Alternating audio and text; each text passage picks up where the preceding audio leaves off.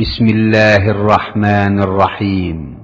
পরম করুণাময় ও অসীম দয়ালু আল্লাহর নামে শুরু। আসসালামু আলাইকুম ওয়া রাহমাতুল্লাহি ওয়া বারাকাতুহু। বিসমিল্লাহির রহমানির রহিম। আলহামদুলিল্লাহি রাব্বিল আলামিন ওয়াস সালাতু ওয়াস সালামু আলা সাইয়্যিদিল মুরসালিন নবিয়িনা মুহাম্মদ ওয়া আলা আলিহি ওয়া সাহবিহি আজমাইন। আম্মা বাদ, ফাকাদ ক্বালা আল মুআল্লিফ রাহিমাহুল্লাহু তাআলা বাবু তাফসিরিত তাওহীদ ওয়া শাহাদাতি আল্লা ইলাহা ইল্লাল্লাহ ওয়া কওলিল্লাহি তাআলা উলাইকাল্লাযীনা ইয়াদউনা ইয়াবতাগুনা ইলা রাব্বিহিমিল ওয়াসিলা আইয়ুহুম আকরাব ওয়া ইয়ারজুনা রাহমাতাহু ওয়া ইয়াখাফুনা আযাবাহু ইন্না আযাবা রাব্বিকা কানা মাহযুরা। ওয়া কওলিহি তাআলা ওয়া ইয ক্বালা ইব্রাহিমু লিআবিহি ওয়া কওমিহি ইন্নানী বারাউম মিম্মা তা'বুদুন ইল্লাল্লাযী ফাতারানী ফাইন্নাহু সায়াহদিন। ওয়া কওলিহি তাআলা ইত্তাখাযু আহবারাহুম ওয়া রুহবানাহুম আরবাবা মিন দুনিল্লাহি ওয়াল মাসীহ ইবনা মারইয়াম ওয়া মা উমিরু ইল্লা লিয়াবুদু ইলাহান ওয়াহিদা লা ইলাহা ইল্লা হুয়া সুবহানাহু আম্মা ইউশরিকুন। ওয়া কওলিহি তাআলা ওয়া মিনান নাসি মান ইয়াত্তাখিযু মিন দুনিল্লাহি আনদাদান ইউহিব্বুনাহুম কাহুব্বিল্লাহ ওয়াল্লাযীনা আমানু আশাদ্দু হুব্বান লিল্লাহ ওয়ালাউ ইয়ারাল্লাযীনা যালামু ইয ইয়ারাউনাল আযাবা আন্নাল কুওয়াতা লিল্লাহি জামিআ ওয়া আন্নাল্লাহা শাদীদুল ইকাব। وفي الصحيح عن النبي صلى الله عليه وسلم أنه قال من قال لا إله إلا الله وكفر بما يعبد من دون الله حرم ماله ودمه وحسابه على الله عز وجل. وشرح هذه الترجمة ما بعدها من الأبواب. সম্মানিত ব্রাদারান ইসলাম,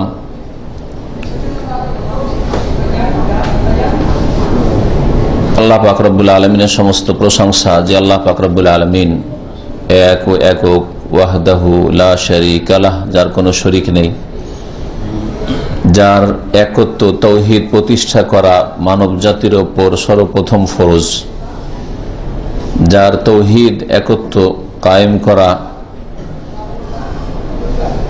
আল্লাহ পাক রব্বুল আলমিনের প্রথম নির্দেশ, এবং এই তৌহিদ প্রতিষ্ঠা করার উদ্দেশ্যে মানব জাতিকে আল্লাহ পাক রব্বুল আলামিন সৃষ্টি করেছেন, জিনকে সৃষ্টি করেছেন, এবং তৌহিদের ভিত্তিতে আল্লাহ পাক রব্বুল আলামিন মুমিন এবং কাফির দুই ভাগে মানুষকে ভাগ করেছেন। যারা আল্লাহ পাকের তৌহিদ একত্বকে ঠিক রাখে, আল্লাহ এক ও একক, তার কাজে, তার ইবাদত বন্দেগীতে, তার নাম গুণাবলীতে, সমস্ত ক্ষেত্রে আল্লাহ পাকের একত্ব তৌহিদকে যারা প্রতিষ্ঠা করে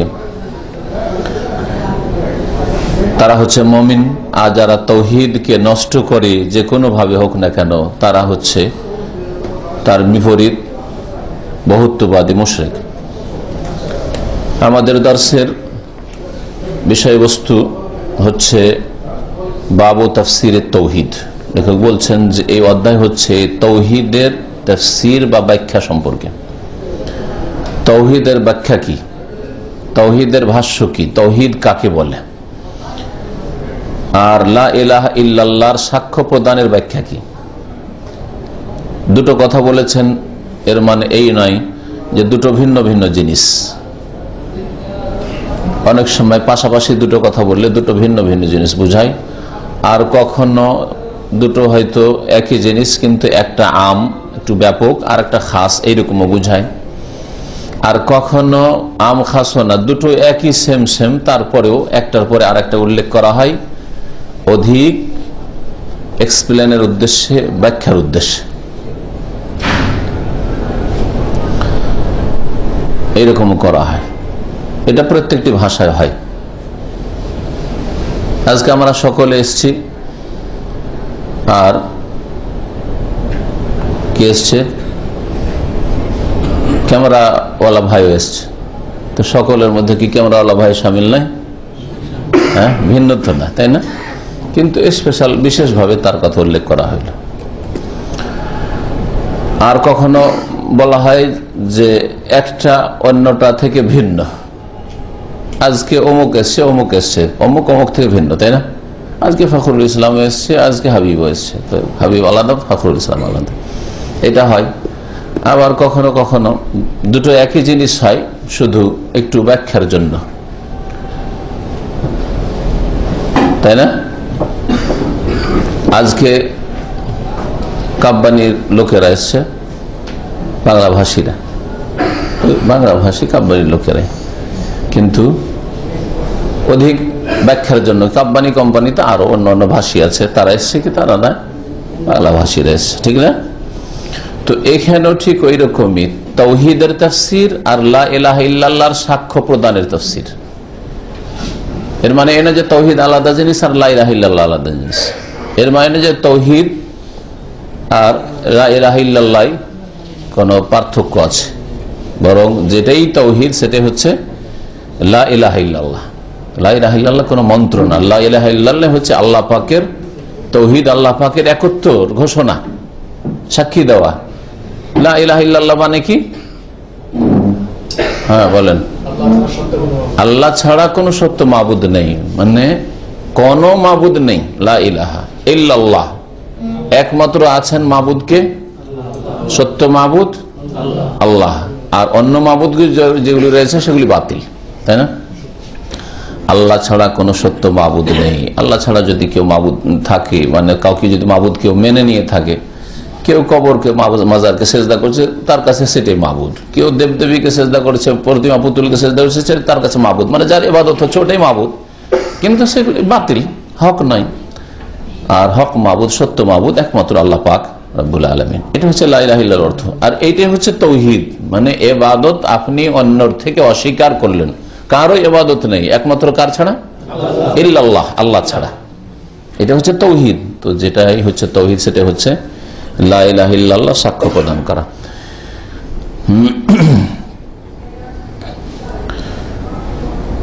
এই অধ্যায় দিয়ে লেখক রহমতুল্লাহ আলাইহি তাওহীদ এবং লা ইলাহা ইল্লাল্লাহর ব্যাখ্যা করতে চেয়েছেন। লা ইলাহা ইল্লাল্লাহ মানে এই নয় যে আল্লাহকে শুধু স্রষ্টা মানবেন, যে আল্লাহ সৃষ্টিকর্তা। আল্লাহ অবশ্যই সৃষ্টিকর্তা, এটা আল্লাহ পাকের তাওহীদ, রুবুবিয়ত, কিন্তু এটাই শুধু নয় লা ইলাহা ইল্লাল্লাহর অর্থ। আল্লাহ শুধু রিজিক দাতা, আল্লাহ শুধু হায়াত মওতের মালিক। আল্লাহ পাক রব্বুল আলামিন তো হায়াত মওতের মালিক, কিন্তু আরো আল্লাহ পাক রব্বুল আলামিনের তাওহীদের বিভিন্ন দিক রয়েছে। এক কথায় এখানে বুঝাতে এসেছেন যে তাওহীদ শুধু আল্লাহ পাকের রুবুবিয়তের ঘোষণা নাম না, আল্লাহর কাজে আল্লাহকে এক মনে করলেন, কিন্তু ইবাদতে আল্লাহ ছাড়া অন্যকে ইবাদত দিয়ে দিলেন, এটার নাম তাওহীদ নাই। এরকম তাওহীদ তো কাফের মুশরিকদের মধ্যে ছিল। আরব মুশরিকরাও আল্লাহকে স্রষ্টা বলতো, আল্লাহকে আসমান জমিনের মালিক বলতো, হায়াত মওতের মালিক আল্লাহ কি বলতো, কিন্তু ইবাদত, রুকু, সিজদা, দুয়া, জবাই, মান্নত, এগুলি কার জন্য করতো? আল্লাহর কাছেও করতো আর দেবদেবীর কাছেও করতো। জবাই আল্লাহর জন্য করতো আর দেবদেবীর জন্য করতো, দোয়া আল্লাহর কাছে করতো আর দেবদেবীর কাছে। সাধারণ অবস্থাতে দেবদেবীর কাছে দোয়া করতো, কিন্তু বড় মুসিবতে ফাঁসলে, সমুদ্রে যখন হাবুডুবু করতো, যে ডুবে যাচ্ছে, তুফান উঠেছে ঝড়ে আর জাহাজ ডুবে যাচ্ছে, নৌকা ডুবে যাচ্ছে, তখন দাউল্লাহ মুখলিসিন, দাউল্লাহ কাফের মুশরিক আবু জাহল আবুল্লাহ আল্লাহকে ডাকতো, আল্লাহ কোরআনে বলেছেন। এটা নিজের কথা নয়, কোরআন আল্লাহ বলছেন। কিন্তু তারপরে তো তাদেরকে মুসলিম বলা হয়নি, মুমিন বলা হয়নি, কাফির, কুলিয়া ইহাল কাফিরুন ইন্নামাল মুশরিকুন নাজাস, মুশরিকের নাপাক। আর ওদের এমনি ছেড়ে দেওয়া হয়নি ওই অবস্থায় যে চলবে, এটাই ওদের হেদায়েতের জন্য সবচেয়ে শ্রেষ্ঠ রাসূল মুহাম্মদ সাল্লাল্লাহু আলাইহি ওয়াসাল্লাম আল্লাহ পাঠিয়েছেন, তাই না? প্রথমে ওদেরকে নবী সাল্লাল্লাহু আলাইহি ওয়াসাল্লাম বলেছেন, অন্যদের পূর্বে। তাহলে নবী পাঠাবার প্রয়োজন হয়েছিল এমন লোকদের জন্য যারা আল্লাহকে সৃষ্টিকর্তা মানত, সার্বভৌমত্বের মালিক মানত, হায়াত মওতের মালিক মানত। এতটুকু মুসলিম মুমিন হওয়ার জন্য যথেষ্ট ছিল না, যদি এতটুকু ভালোই ছিল তাদের, কিন্তু এই ভালোটা যথেষ্ট নয়।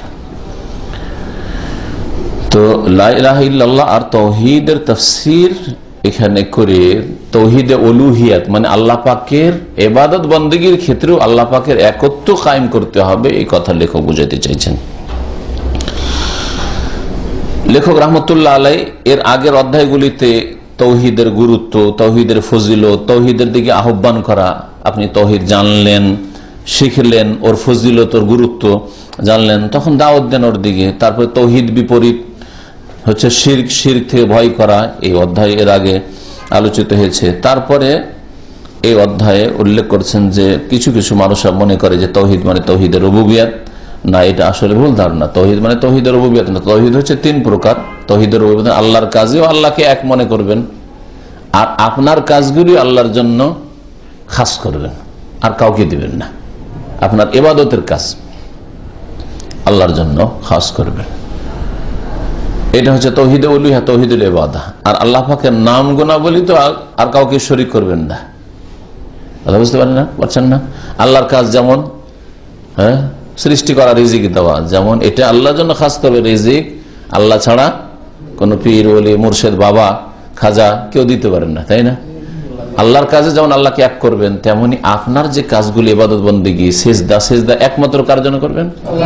দোয়া কার কাছে করবেন? একমাত্র। যেটা তাওহীদে উলুহিয়াত ইবাদত হলো, ইবাদত আল্লাহর জন্য, একটু ইবাদত কাউকে দেবেন না আপনি, ঠিক না? নাম গুণাবলীর ক্ষেত্রে আল্লাহ পাকের রহমান নাম, তাই না? আল্লাহ পাকের নাম আল্লাহ, আপনি আল্লাহ আর কাউকে বলবেন না, রহমান কাউকে বলবেন না। নাম আব্দুর রহমান, আর সারা জীবন কি রহমান ভাই, রহমান ভাই, হ্যাঁ মিস্টার রহমান, মিস্টার রহমান, এটা শিরকি কথা আপনার, এটা বুঝছেন না? নাম আব্দুল খালেক, আর সহি নাম ডাকার তৌফিক হইল না, ঢং হইল না, অজ্ঞতা। খালেক ভাই, মিস্টার খালেক, হ্যাঁ ঠিক না? আব্দুর রাজ্জাক, আর বলছেন রাজ্জাক ভাই। রাজ্জাক মানে মহান রিজিক দাতা, রিজিক দাতা একমাত্র আল্লাহ। কি করে আপনি রাজ্জাক ভাই বলছেন? রাজ্জাক আপনার ভাই? আব্দুর রাজ্জাক, রাজ্জাকের গোলাম আপনার ভাই, বুঝছেন না? কিন্তু রাজ্জাক তো আল্লাহ, আল্লাহ তো আপনার ভাই না, আল্লাহ আপনার সৃষ্টিকর্তা, রব। তো কত জেহালত আমাদের সমাজে রয়েছে। এটা হচ্ছে তাওহীদুল আসমা ওয়াস সিফাত, আল্লাহর নাম গুণাবলী আল্লাহর জন্য খাস।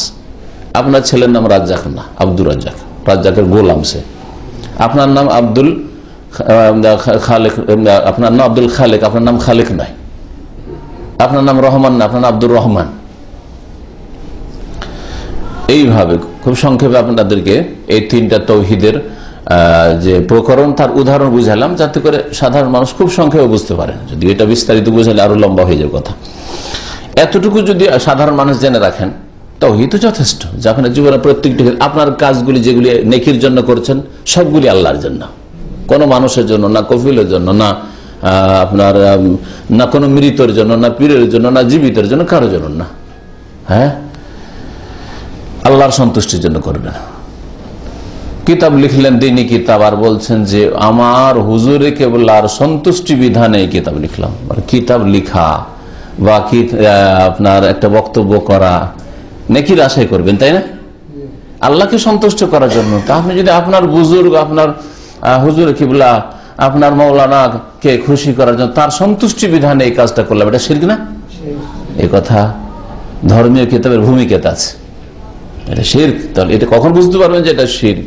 যখন তাওহীদ বুঝে নেবেন যে আপনার কাজটা আল্লাহর জন্য খাস হওয়া উচিত ছিল। কিতাব লিখছেন ইসলামের, এমন নয় যে ডাক্তারি আর ইঞ্জিনিয়ারিং এর বই লিখছেন আপনি, এটা নেকির আশায় লিখছেন। তো নেকিটা কার কাছে পাবেন আপনি?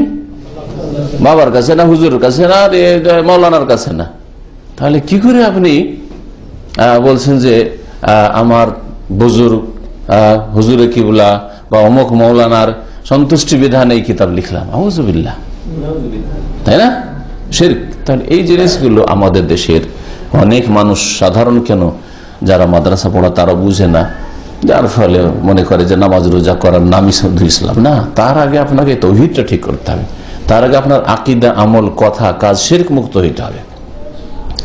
ওয়াইজ বক্তা বক্তব্য করেছে, ইসলামের বড় বড় কথা বলছে, কিন্তু মিস্টার রহমান, আরে বাবার নাম আব্দুর রহমান, মিস্টার রহমান কি করে বলছেন আপনি? এটা একজন রাজনৈতিক নেতা বলে আলাদা কথা, জাহেল কিছু জানে না ইসলাম সম্পর্কে, আপনি একজন কি করে বলতে পারেন কথা মিস্টার রহমান?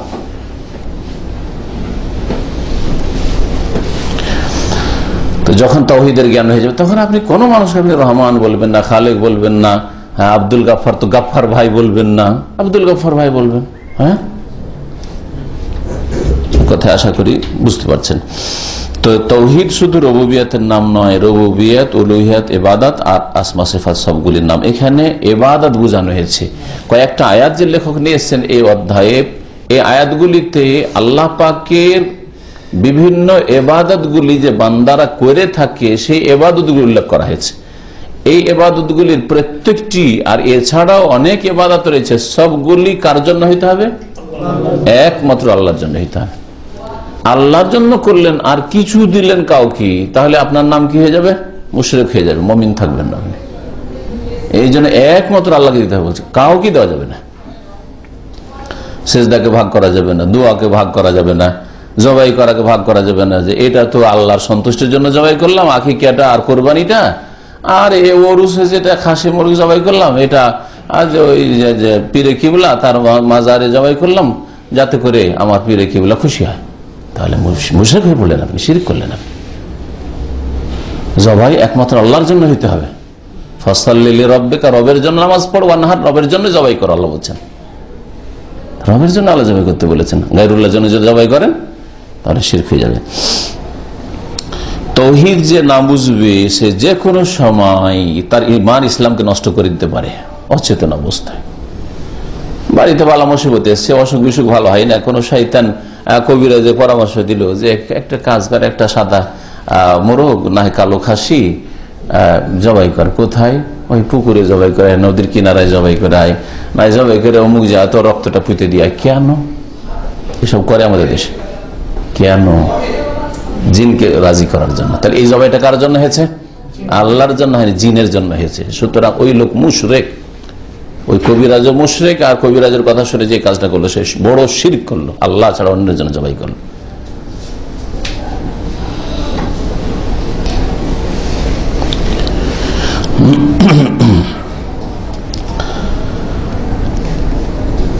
তৌহিদ তাহলে আল্লাহ পাক রব্বুল আলমিনের কাজে, আল্লাহ পাকের ইবাদতে মানে বান্দার কাজে এবং আল্লাহ পাকের নাম গুণাবলিতে আল্লাহর একত্ব প্রতিষ্ঠা করা, ইফরাদুল্লাহ। আর বিশেষ করে ইবাদতের ক্ষেত্রে অধিকাংশ মানুষ ভুল করেছে, ধর্মের নামে শিরিক করেছে, যার ফলে এই সম্পর্কে আরো সজাগ থাকতে হবে। হ্যাঁ, ইবাদত বন্দেগীর ক্ষেত্রে ইফরাদুল্লাহ বিল ইবাদা, এই জন্য অনেকে তাওহীদ মানে ইফরাদুল্লাহ বিল ইবাদা, ইবাদতে আল্লাহকে একক করা, একমাত্র আল্লাহ পাকের ইবাদত করবেন আপনি। আর শিরক থেকে মুক্ত করা, অনেকে ইবাদত করেছেন আর শিরকও করেছেন, চলবে না। শিরক থেকে মুক্ত হওয়া, নেগেটিভ পজিটিভ দুটাই। লা ইলাহা নেগেটিভ, অন্যকে অস্বীকার করেন, ইল্লাল্লাহ পজিটিভ, একমাত্র আল্লাহর ইবাদত করেন, ঠিক না? যেমন আমাদের মুসলিম সমাজে কতক মানুষ আছে যে তার মধ্যে কি আছে, আল্লাহ কালেমা হচ্ছে লা ইলাহা ইল্লাল্লাহ, তাই না? কোনো ইলাহ নেই, কোনো ইলাহ নেই, এতটা আছে শুধু, মানে ও নাস্তিক, কাফের। হ্যাঁ, তাহলে নেগেটিভ তোর মধ্যে ওইটা তো ঠিক আছে, কিন্তু পজিটিভ ইল্লাল্লাহ নেই, ও আল্লাহকে বিশ্বাস করে না, আল্লাহর ইবাদত করে না। বুঝতে পারছেন? তাহলে ওর নাম কি মুসলিম হইল? ও কবর মাজারও পূজা করে না, দেবদেবীও মানে না, ও মন্দিরও যায় না, চার্চও যায় না, ও মাজারও যায় না, শিরিক করে না। তো লা ইলাহা ঠিক আছে, কিন্তু ইল্লাল্লাহ ঠিক নেই, তার কাফের নাস্তিক। আর একজনের ধরেন এরকম আছে যে ও আল্লাহ পাকের ইবাদত করে, মানে ইল্লাল্লাহ আছে, নামাজ রোজা হজ যাকাত করে, ইল্লাল্লাহ আছে, কিন্তু লা ইলাহা নেই, অন্য ইলাহ নেই। বলছে না না না, ওলিয়া উলিয়াও দিতে পারেন, ঘোষ কুতুবরা দিতে পারেন, আর মরেন না, ওরা জীবিত, ওরা সবকিছু শুনতে পারেন, জানতে পারেন। ওদের মাজার শরীফে গিয়ে যদি আপনি ডাকেন, বলেন, তাহলে শোনে আর দেয়, পাওয়া যায়। তাহলে কি হলো? ইল্লাল্লাহ তো আছে, নামাজ রোজা আছে, কিন্তু লা ইলাহা নেই, একটা অংশ আছে আর একটা অংশ নেই, তাহলে কালেমা নেই। সুতরাং সে এখন ইসলামের মধ্যে আসতে পারেনি, এই কালেমাতে আসতে পারেনি। এই হচ্ছে কালেমার অর্থ আসলে, আর তাফসীর ব্যাখ্যার। কালেমা মানে শুধু এই নেই যে মন্ত্র পড়তে লা ইলাহা ইল্লাল্লাহ, লা ইলাহা করতেও আছেন, এই যে মাজারে সেজদাও করতে আছেন, লা ইলাহা ইল্লাল্লাহ, লা ইলাহা করতেও আছেন, আর যে 5 ওয়াক্ত নামাজ পড়েন না, 5 ওয়াক্ত নামাজ পড়েন না একটা লোক, তাহলে তার মধ্যে ইল্লাল্লাহ নেই, পজিটিভ নেই, ঠিক না? আল্লাহ ছাড়া কেউ মাবুদ, আল্লাহ আপনার মাবুদ। তো ইবাদত কোথায়? প্রথম ইবাদত তো আপনার তাওহীদের পরে 5 ওয়াক্ত নামাজ। 5 ওয়াক্ত নামাজ কোথায়? বেনামাজি কেন মুসলিম আপনি? আপনি কেমন মুসলিম যে বেনামাজি? তাহলে ইল্লাল্লাহ তো নেই আপনার মধ্যে।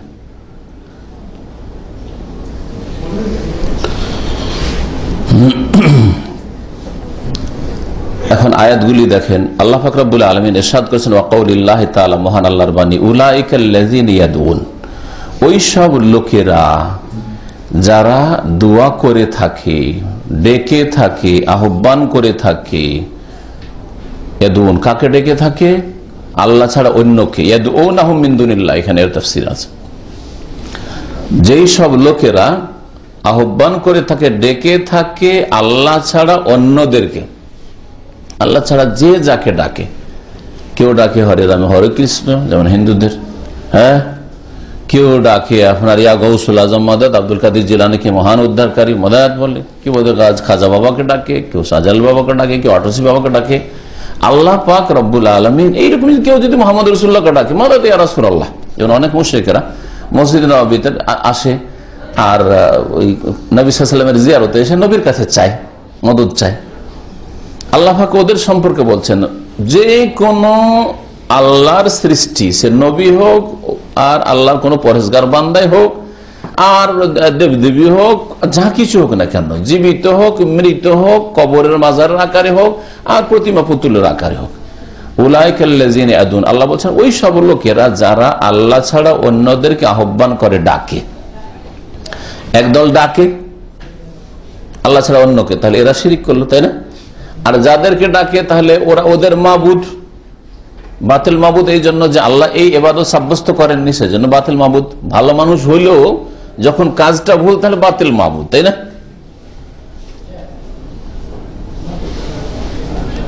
আল্লাহ পাক রব্বুল বলছেন যে ওদেরকে কি করে ডাকছো তুমি, ওদের অবস্থা শুনবে। সূরা বনী ইসরাঈলের কোরআনে কারীমের আয়াত শুনেন, আল্লাহ বলছেন ইয়াবতাগুনা ইলা রাব্বিহিমিল ওয়াসিলা। ইয়াবতাগুন মানে তারা তলাশ করে, সন্ধান করে।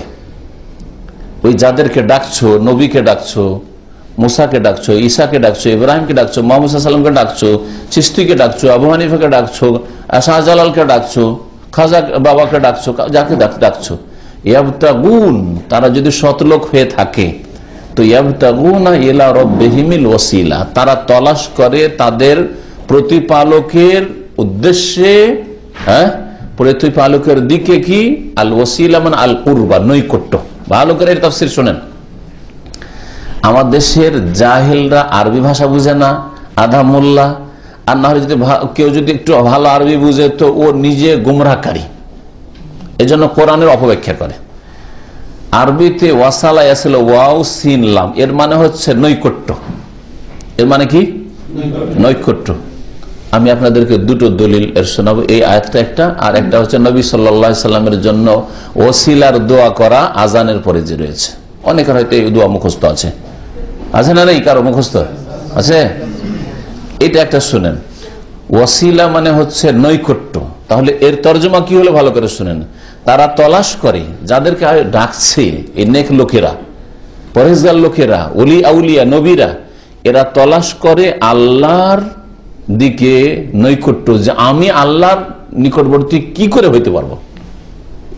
প্রত্যেকে আল্লাহর নিকটবর্তী হওয়ার জন্য, আল্লাহর সান্নিধ্য লাভের জন্য কি করেছে? রাস্তা তলাশ করেছে, মানে মেহনত করেছে, ইবাদত করেছে, পরিশ্রম করেছে। নবী করিম সাল্লাল্লাহু আলাইহি ইবাদতে মেহনত করেছেন না করেননি? আর অন্য কোন মানুষ এই মেহনত হয়তো করতে পারবে না। ফরজ তো নামাজ পড়েছেন, ফরজ রোজা তো রেখেছেন, ফরজ হজ তো করেছেন, ফরজ বিধিবিধান পালন করেছেন, তাহাজ্জুদ পড়তে পড়তে পা ফুলিয়ে দিয়েছেন, পা ফেটে গেছে, নাই হাদিসে? তাফাত্তারাত কাদামাহ, পা ফেটে যেত, ফুলে যেত। তাওয়াররামাত কাদামা, পা ফুলে যেত। নবী সাল্লাল্লাহু আলাইহি ওয়াসাল্লাম কত দাঁড়িয়ে লম্বা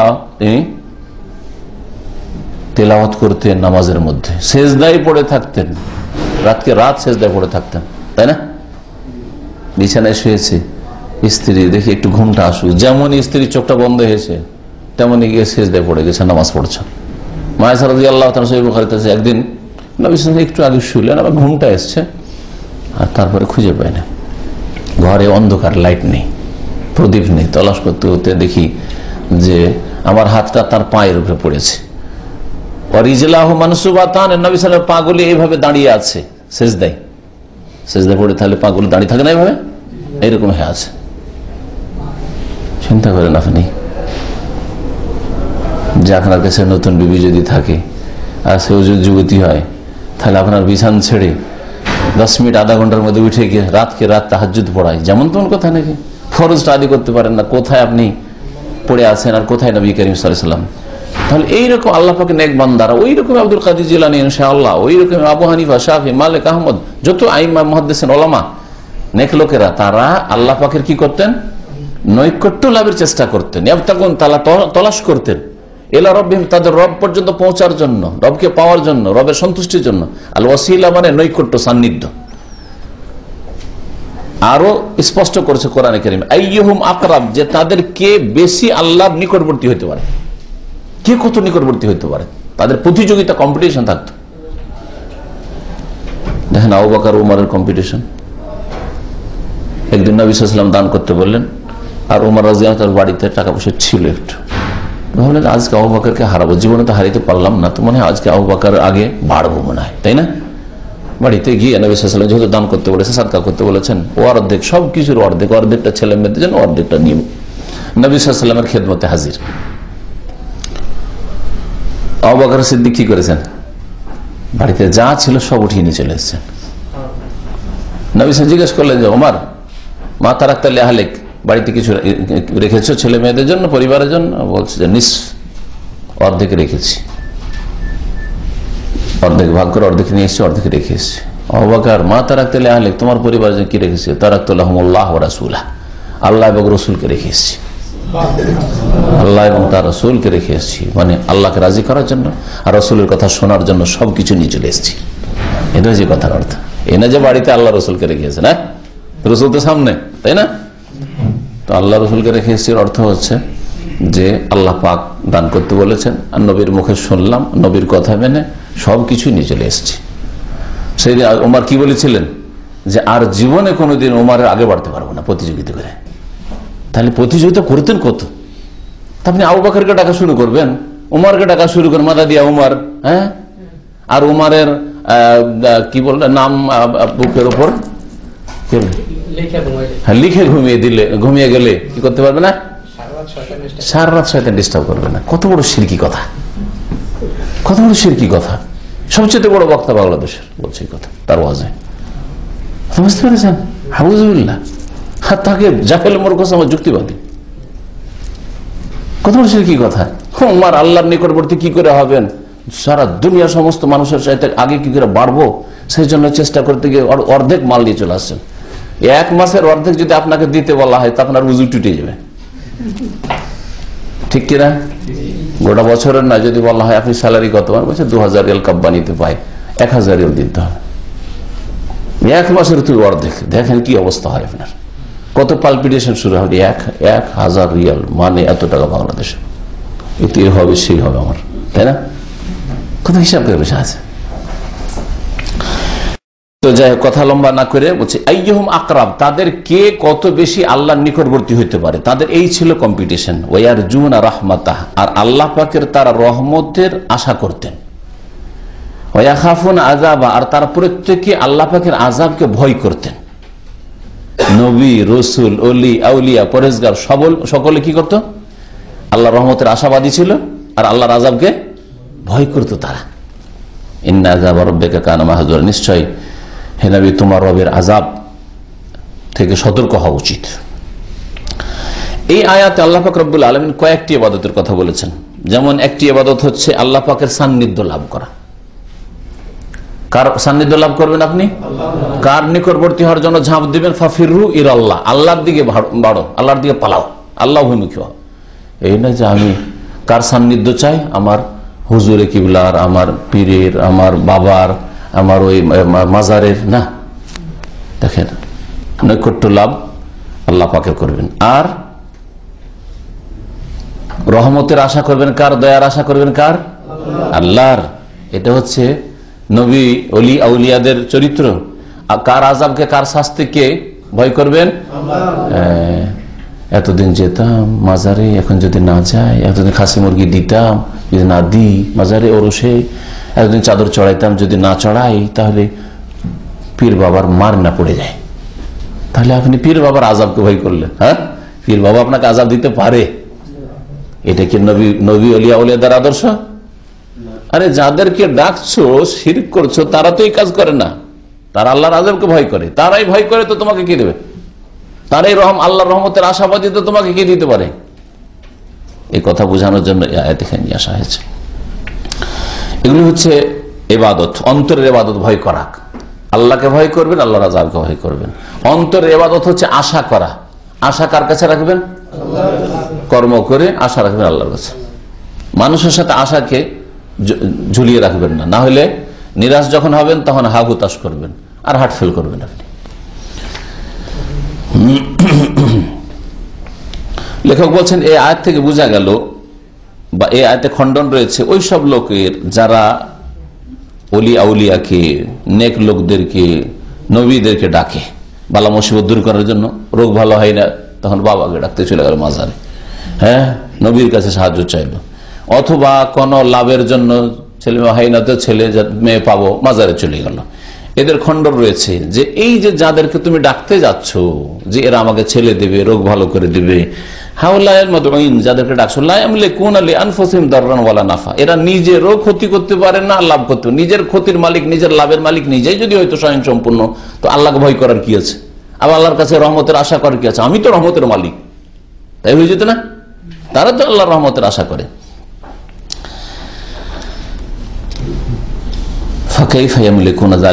নিজেরই যখন ক্ষয়ক্ষতি আর লাভ লোকসানের মালিক নয়, তা অন্যের কি লাভ করে দিতে পারে আর অন্যেরই কি ক্ষতি করতে পারে?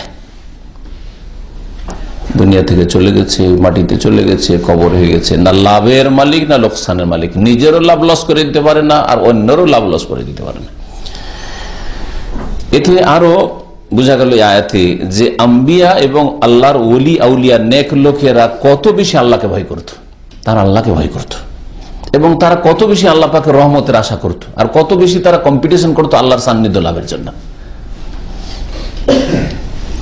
তারপর আয়াতে আল্লাহ পাক ইরশাদ করেছেন ওয়াকাউলিহি, মহান আল্লাহর বাণী, ওয়াইদ ক্বালা ইব্রাহিম লিআবিহি ওয়া কওমি ইন্নানি বারাউ মিম্মা তা'বুদুন, যখন ইব্রাহিম আলাইহিস সালাম বলেছিলেন তার পিতাকে এবং তার সম্প্রদায়কে, ইন্নানি বারাউন, আমি সম্পর্ক ছেদের ঘোষণা করছি, মিম্মা তা'বুদুন, ওই সব থেকে যেসবের তোমরা পূজা করছো, যেসবের তোমরা ইবাদত করছো আল্লাহকে বাদ দিয়ে, সেসব থেকে আমি সম্পর্ক ছেদের ঘোষণা করছি। তোমাদের সাথে কোনো সম্পর্ক নেই, তোমাদের এই গায়রুল্লাহর পূজার সাথে কোনো সম্পর্ক নেই আমার।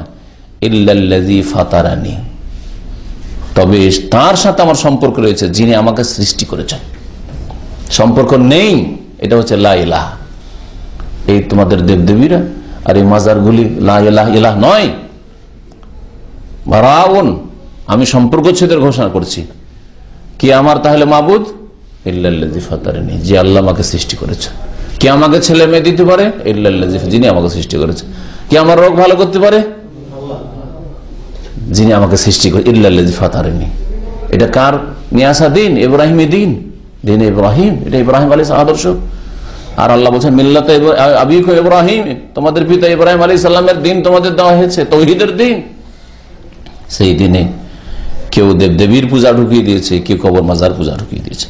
ফাইন্নাহু সায়াহদিন, নিঃসন্দেহে তিনি আল্লাহই রাস্তা দেখিয়ে থাকেন। কে রাস্তা দেখায়? হেদায়েতের মালিক আল্লাহ, কোন নবী ওলি পীর হেদায়েতের মালিক না। তবে চেষ্টা করতে পারেন, আমি আপনি কাউকে বেনামাজিকে নামাজ বানার চেষ্টা করতে পারি, হেদায়েত আমাদের হাতে নেই। হ্যাঁ, এটা লোক শিরক করেছে, বিদআত করেছে বা পাপে ডুবে আছে, তাকে উদ্ধার করার জন্য চেষ্টা করতে পারি, কিন্তু আমার ক্ষমতাই না, আপনার ক্ষমতা, কারো ক্ষমতা নেই, একমাত্র আল্লাহ পাকের ক্ষমতা, তাই না? জি, না হলে নবী সাল্লাল্লাহু আলাইহি ওয়াসাল্লাম সবচেয়ে প্রিয়জন, তার প্রিয় চাচা আবু তালেব, যার ইন্তেকাল কুফরি অবস্থা হয়েছে, এত শোকে মর্মাহত হইলেন, তাকে উদ্ধার করতে পারলেন। দূরের দূরের লোকের ইসলাম কবুল করেছে কোথা কোথা থেকে এসে, হ্যাঁ, আর আপন চাচা, যে দরদি চাচা, দুশ্মন চাচাও নয়, দরদি।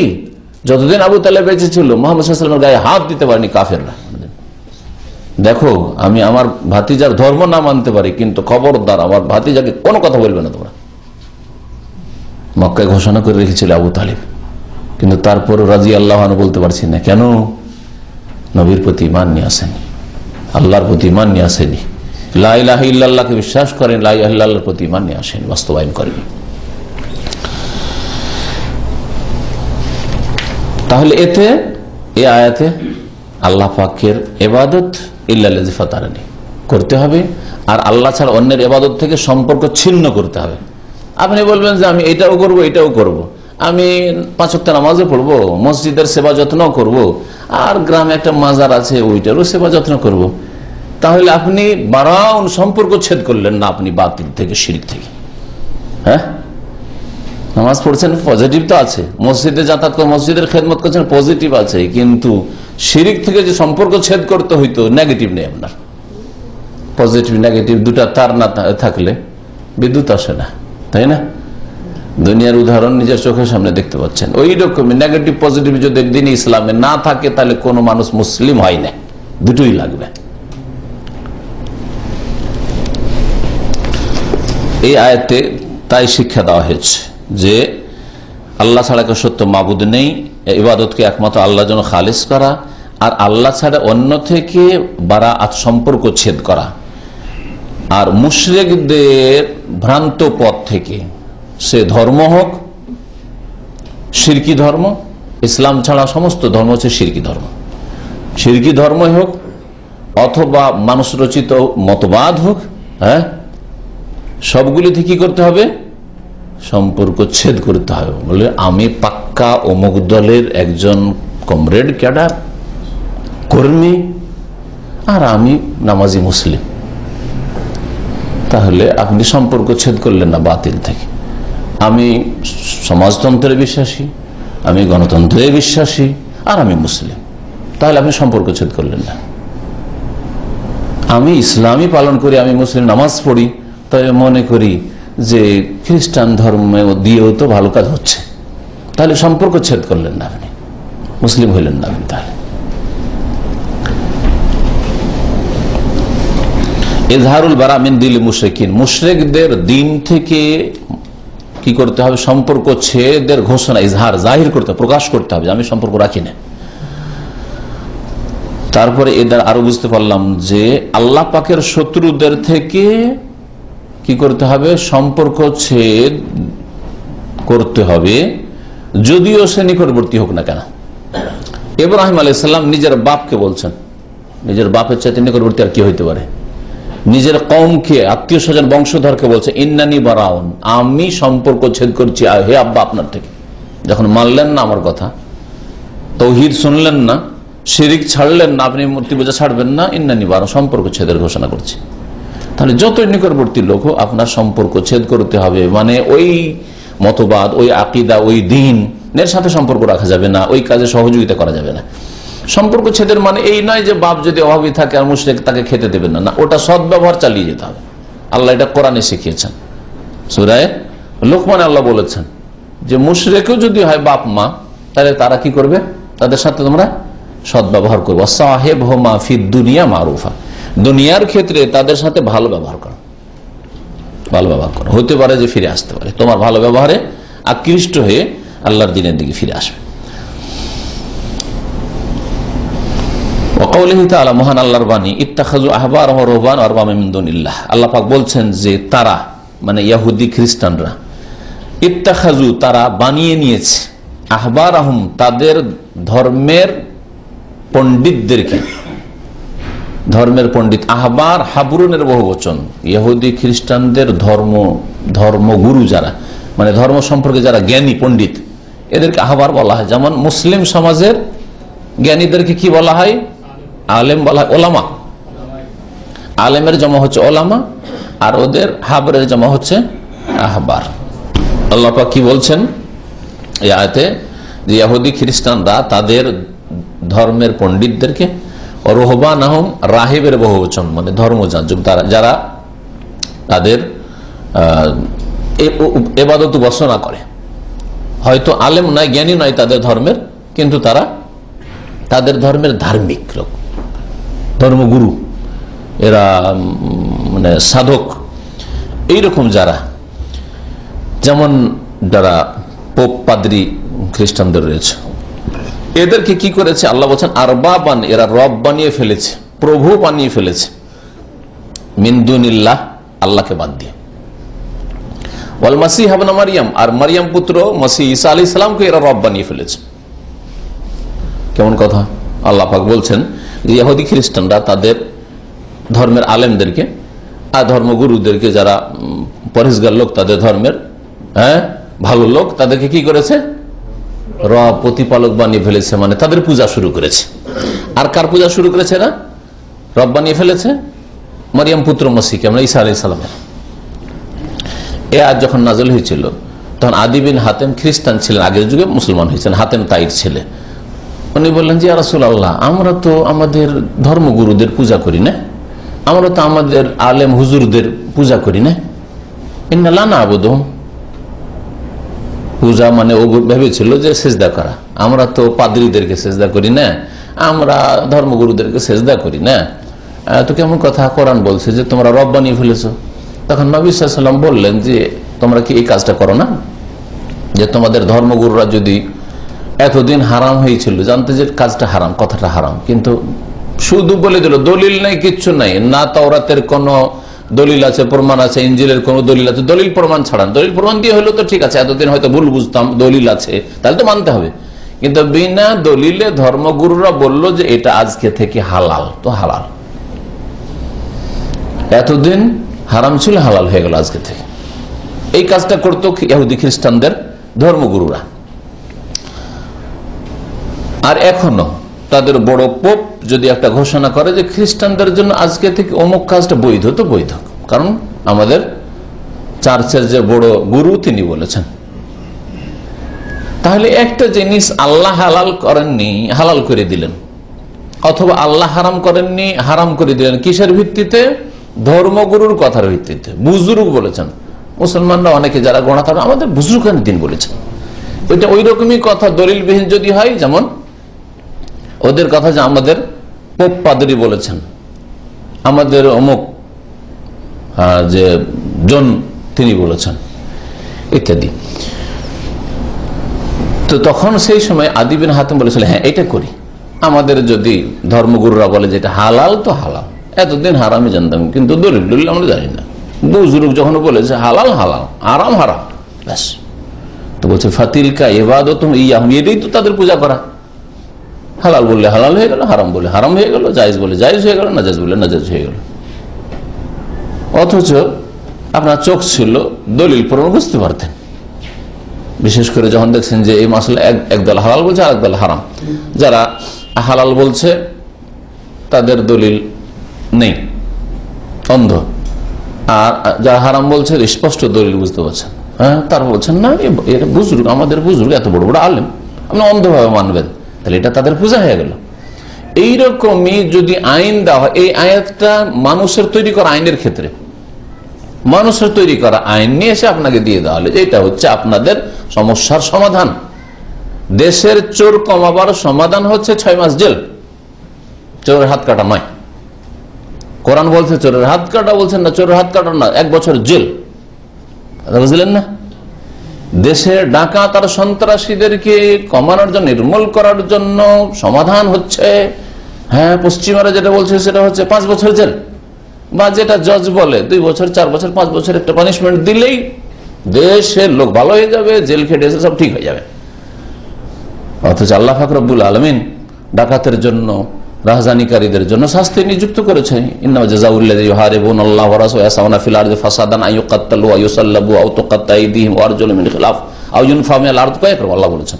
যখন যে এরকমটা দেখবে এইগুলি দিয়ে ফয়সালা করুন, না না না না, 2 বছর 3 বছর জেল, ঠিক না?